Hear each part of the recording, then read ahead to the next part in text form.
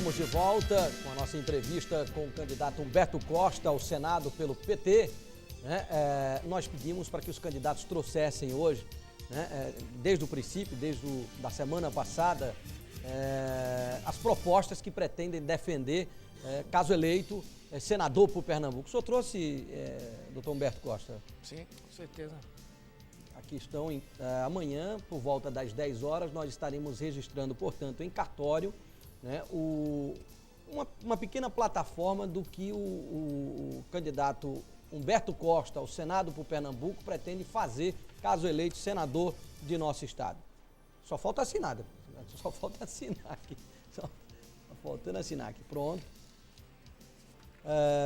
Eu quero lembrar também para você de casa que nós estamos com uma enquete, tanto pelo telefone como pela internet, no nosso portal. É só você acessar o www.tvnova.tv.br, e dizer quem você acha que deve ser os senadores de Pernambuco.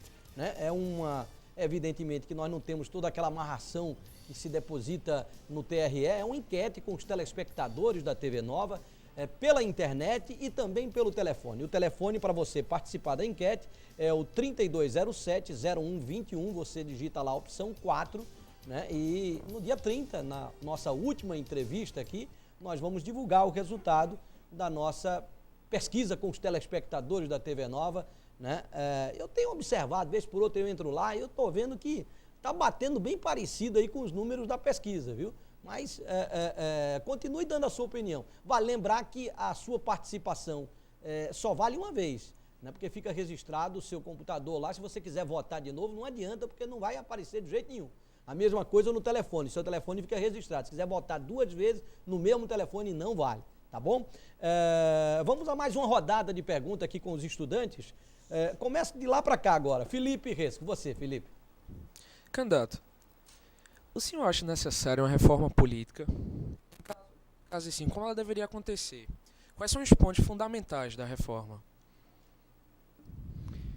Bem, eu defendo a necessidade de uma reforma política. E defendo uma reforma política que seja bem ampla, que envolva não somente o tema eleitoral, partidos, etc., mas que envolva uma discussão sobre o Estado de um modo geral. Por exemplo, o Poder Judiciário. O Poder Judiciário no Brasil, ele precisa ser objeto de uma profunda discussão e de uma tomada de posição, especialmente sobre o processo no Judiciário, a morosidade, o tema da impunidade, enfim. Acho que é preciso discutir também o papel do Ministério Público, que eu acredito que em várias situações ele termina sendo não o da busca da verdade, mas simplesmente de estabelecer um processo acusatório contra as pessoas. Como acho também que é fundamental que a gente discuta o papel dos órgãos de controle. No Brasil, nós tivemos uma hipertrofia dos órgãos de controle. Eles hoje funcionam muito bem, têm autonomia, conseguiram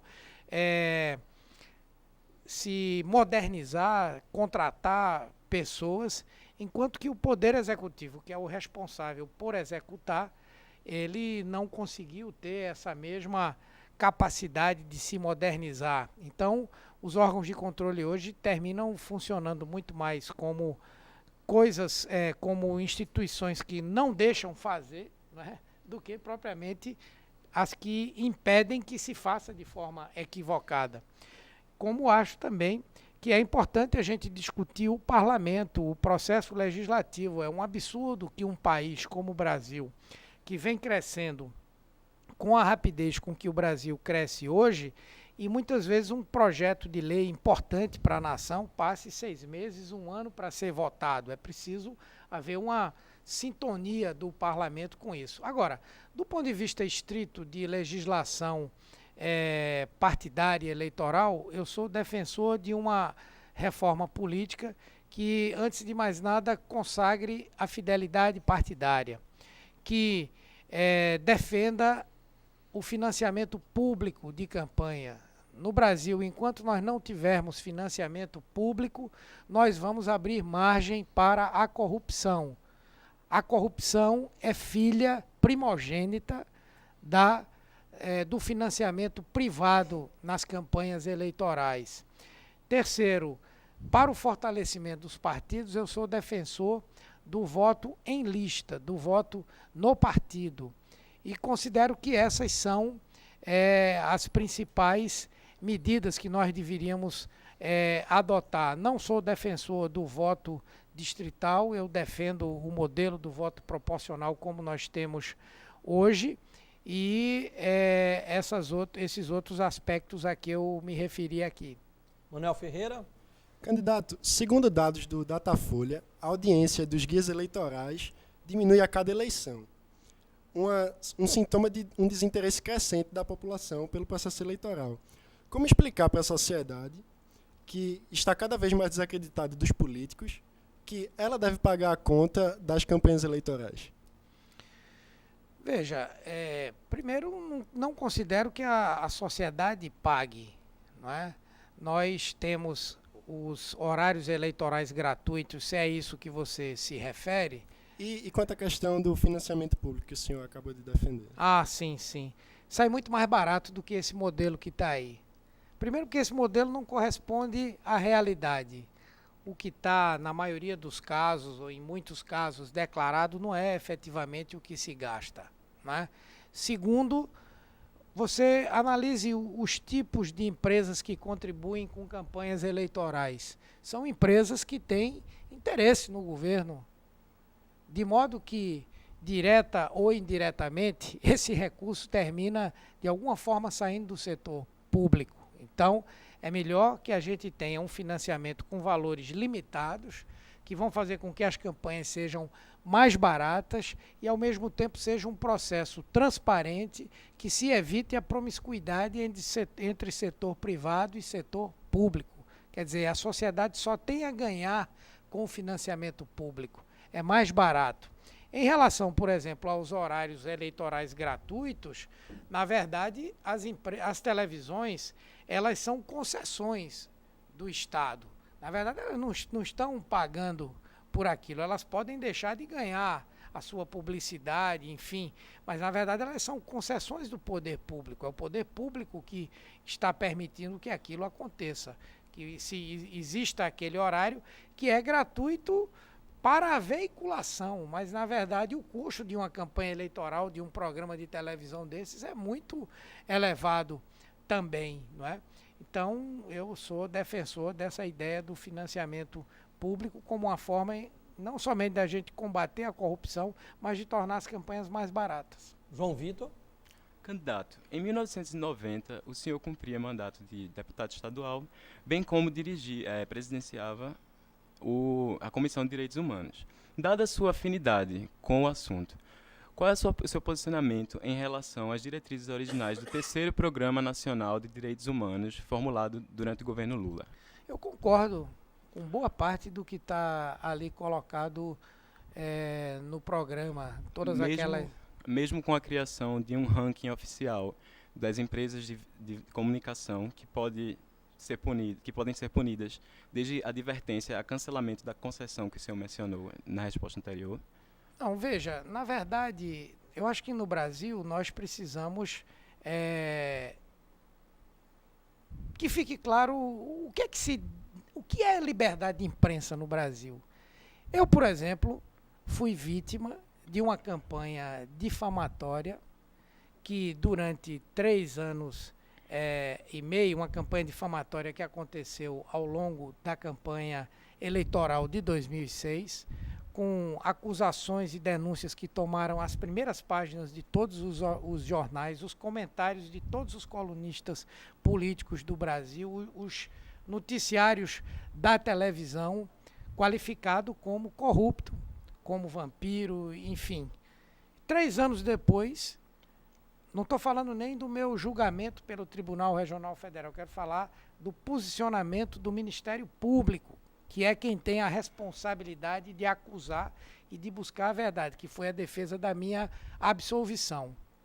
O prejuízo de tudo isso que foi propagado pela imprensa, como é que eu vou ser ressarcido um dia na minha vida política? Eu acho que nós temos que defender a mais ampla liberdade de imprensa, Como tem o que senhor ser defenderia irrestrita. Agora, mentir, caluniar, difamar ou propagar ideias que vão contra a própria democracia, para mim isso não é liberdade de imprensa. Nós temos que ter mecanismos para a sociedade também se defender, não é, dos maus profissionais de imprensa, das más empresas de imprensa. E aí qualquer pessoa que diz qualquer coisa no sentido de questionar a postura de determinados órgãos de imprensa é logo acusado como defensor da restrição da liberdade. Vamos assistir, por exemplo, o que está acontecendo nessa campanha eleitoral agora. Era melhor que no Brasil fosse como nos Estados Unidos. Nos Estados Unidos, o New York Times, o Washington Post, vários jornais declaram qual é a sua posição política. Nós somos defensores de Barack Obama ou de Bush ou de quem quer que seja. No Brasil, se faz a defesa de candidaturas e se faz o ataque a outras candidaturas posando dentro de uma linha de imparcialidade, o que não é verdade. A gente sabe que há órgãos de imprensa no Brasil que são, na verdade, a verdadeira oposição. A oposição política, partidária, ela vai no rastro de alguns órgãos da imprensa. Então, veja, eu sou defensor radical da liberdade de imprensa, mas eu sou defensor radical também de que nós devemos ser fiéis à verdade. A liberdade de imprensa tem que ser principalmente a liberdade de divulgar a verdade e não mentir, caluniar ou cometer qualquer tipo de ação que comprometa a liberdade dos outros também. Então, eu vejo assim. Eu gostaria de agradecer a presença dos alunos da Universidade Federal de Pernambuco, né, pelas perguntas feitas ao candidato Humberto Costa. Muito obrigado a vocês, parabéns aí pelo desempenho de todos. A gente continua agora com os jornalistas. Começo com você, Paulo, vamos lá, da Folha de Pernambuco. Candidato Humberto Costa, é fato, é notório que o presidente Lula, esse governo federal, conseguiu aproveitar muito bem assim, esse período de economia que o Brasil vive. Enfim, teve decisões políticas importantes, não só para o Sul, conseguiu estender isso para o Nordeste também. A gente tem o caso aqui da própria refinaria, que talvez não viesse para cá se um governo não quisesse. Tem o caso do próprio estaleiro Atlântico Sul, a gente não tinha uma tradição na indústria naval, isso aconteceu também por uma decisão política, quer dizer, isso de fato pode acontecer por um governante, entre outros empreendimentos que vieram também aqui para o Estado. Agora, ampliando um pouquinho mais essa discussão, aqui foi colocado reforma política, reforma tributária e tem uma série de outras reformas, a previdenciária, por exemplo, e nenhuma delas aconteceu no governo Lula e também não isenta o governo de Fernando Henrique Cardoso, também não aconteceram no governo de Fernando Henrique Cardoso. O que faz os senadores, os candidatos de hoje acreditarem que o governo de Dilma, que não tem a aprovação que Lula tem, que está longe de ser hoje o que Lula é, acima de Getúlio, acima de Juscelino, que conseguiria talvez aprovar reformas tão importantes e de um peso tão grande. Como é que os parlamentares conseguiriam fazer isso? Junto com Dilma, aprovar uma reforma política, uma reforma tributária,